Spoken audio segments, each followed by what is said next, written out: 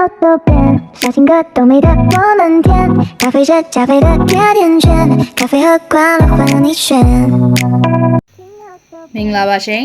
ဒီနေ့တင်ပြပေးသွားမယ့်အကြောင်းအရာကြတော့ညီမတို့ဒီအတန်အတွက်ပေါ့တရုတ်အတန်အတွက်သူက bright sound tone အဲ့လိုမျိုးပေါ့နော်ကျမတို့ဒီဖေးရအပေါ်မှာတင်တဲ့ဒီမြင်းချောင်းလေးတွေနော်မြင်းချောင်းလေးတွေအပေါ်ကနေအောက်ကိုကြားတဲ့မြင်းချောင်းလေးတန်းသွားတဲ့မြင်းချောင်းလေးအဲ့လိုမျိုးလေးမြင်မှုကြတယ်မို့ကျမတို့ဒီအတန်တုံးလေးနဲ့သူ့ကိုကြတော့အတန်တုံးလို့ခေါ်ရပေါ့နော်ကျမတို့ကကြတော့တရုတ်စာမှာကြတော့ဒီအင်္ဂလိပ်အခရာပေါ်လေးတွေမှာတင်ထားတယ်အတန်တုံးပုံမူတည်ပြီးတော့မှအတိတ်ပေကလည်းကွဲသွားတယ်အတန်ထက်ကလည်းကွဲသွားတယ်အဲဆိုတော့ကျွန်တော်ဒီနေ့အတန်တုံးနဲ့ပတ်သက်ပြီးတော့သင်ပေးမှာပေါ့နော်ကျွန်တော်တို့ဒီအတန်အတွက်ပေါ့နော်အတန်အတွက်ကိုတရုတ်လိုကျွန်တော်တို့ဘယ်လိုခေါ်လဲဆိုတော့အတန်တုံးကိုဘယ်လိုခေါ်လဲဆိုတော့ရှန်းလို့ခေါ်တယ်ရှနဲ့ sh ပေါ့နော် sheng အပေါ်မှာကျွန်တော်တို့ကရရှိန်လေးတင်ထားတယ်နော်အဲ့ဆိုတော့ရှန်းလို့အတန်ထွက်တယ်ရှနဲ့အိမ်နဲ့ပေါင်းမယ်ဒါပေမဲ့ကျမတို့ကရှနဲ့အိမ်နဲ့ပေါင်းရင်ရှန်းလို့အတန်ထွက်မယ်ဒါပေမဲ့ကျမတို့ကဒီငါးသက်တန်နဲ့ပေါင်းပြီးတော့မှ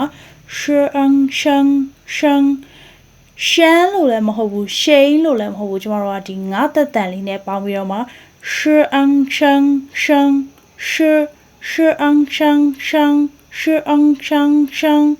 ့လိုမျိုးလေးအတန်ထွက်သွားမယ်ပေါ့နော်အိမ်လည်းမဟုတ်ဘူးအန်လည်းမဟုတ်ဘူးအိမ်နဲ့အန်ကြားတွေကငါးသက်အတန်ထွက်လေးပေါ့အဲ့လိုအတန်ထွက်လေးပေါ့နော်ကျွန်တော်တို့နောက်ပိုင်းအတန်ထွက်ရင်းနဲ့တော့ပြီးသားသွားလိမ့်မယ်ရှင်တဖြည်းဖြည်းနဲ့ပေါ့နော်အဲဆိုတော့ကျွန်တော်တို့ကဒီအတန်တုံးလေးတွေပေါ့နော်တရုတ်လိုရှန်းလို့ခေါ်တယ်နော်အဲဆိုတော့ကျမတို့ကဒီပထမဦးဆုံးစလုံးအတန်တုံးอ่ะပေါ့နော်မြင်းချောင်းလေးတန်းနေရပေါ့နော်အဲ့ဒါကိုကျမတို့ကတစ်အတန်ထွက်လို့ခေါ်တယ်တစ်လို့မှလိုက်မယ်နော်တစ်အတန်ထွက်ကိုရီရှန်းလို့ခေါ်လိုက်တယ်ကျမတို့ကနော်တစ်အတန်ထွက်ကိုကျမတို့ကရီရှန်းတစ်ကိုတရုတ်လို့ကျမတို့ကရီလို့အတန်ထွက်တယ်ရီ2 3 4 5 6 7 8 9 10အဲ့လိုမျိုးခေါ်တယ်နော်အဲ့ဒါဆိုတော့ကျမတို့ကပထမဦးဆုံးအတန်ထွက်ကိုရီရှန်းလို့ခေါ်မယ်ဟုတ်ပြီနော်အဲ့ဆိုတော့ဘလို့အတန်ထွက်ရမလဲဆိုတော့ကျမနောက်ပိုင်းမှာဖင်းရင်းနဲ့တွဲပြီးတော့မှအတန်ထွက်ပြပေးမယ်နော်အဲ့ဆိုတော့ကျမတို့နောက်ဒုတိယအတန်ထွက်ပေါ့နော်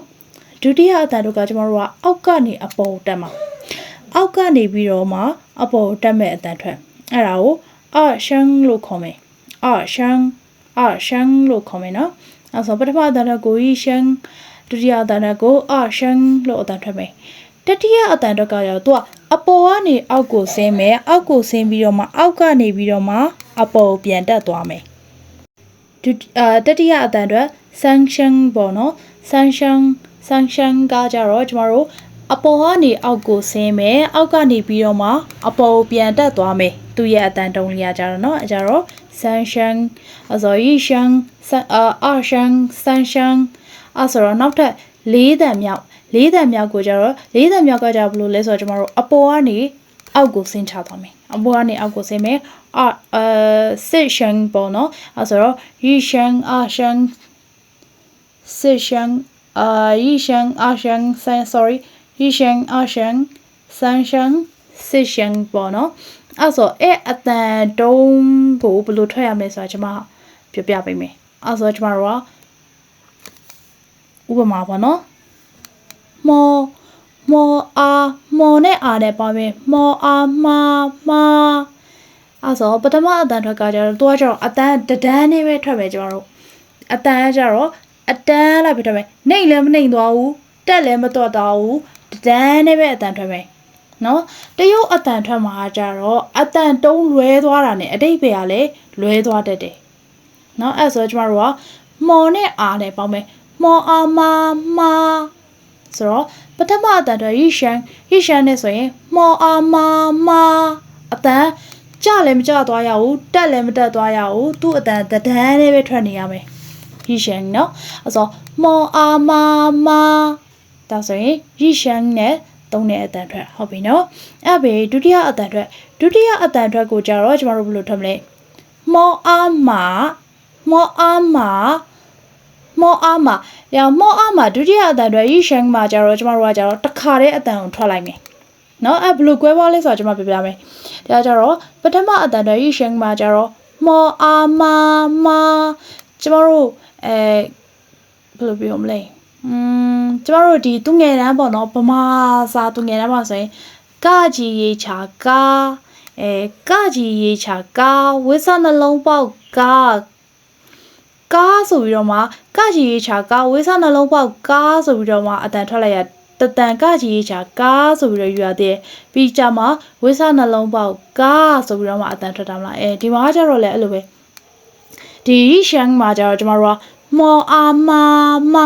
အဲ့လိုမျိုးတန်ထွက်ရရယ်နော်ဒါပေမဲ့အရှမ်းမှာကျတော့ကျမတို့ကကျတော့မောအာမာအဲ့လိုပဲတန်ထွက်ရမယ်မောအာမာဆိုပြီးတော့တခါတည်းအတန်ထွက်ပေးလိုက်ရမယ်အဲ့ဆိုတော့ရီရှင်းနဲ့အရှမ်းကိုကျမအတန်ပြန်ထွက်ပြမယ်နော်မောအာမာမာမောအာမာမောအာမာဟုတ်ပြီနော်အဲ့ဆိုတော့ကျမတို့ကဆန်ရှန်တတိယအတန်ထွက်ကိုကြာကျမတို့ဘယ်လိုထွက်မလဲဆိုတော့ဒီလိုမျိုးထွက်မယ်နော်ကျမအတန်ထွက်ပြပေးမယ်မောအာမာမာတော့ကြတော့အပေါ်ကနေပြီးတော့အောက်ကိုအတန်အပေါ်ကနေပြီးတော့အောက်ကိုကြာမယ်အဲ့ပြီးတော့အတန်ထွက်ကအောက်ကနေပြီးတော့အပေါ်ကိုပြန်တက်မယ်မောအာမာမာမောအာမာမာမာအဲ့လိုမျိုးတန်ထွက်မယ်နော်အဲ့ဆိုကျမဒီရီရှင်ရီရှင်ကနေပြီးတော့မှအတန်ပြန်ထွက်ပြရမယ်နော်မောအာမာမာမောအာမာမောအာမာမာဟုတ်ပြီနော်အဲ့ပြီးတော့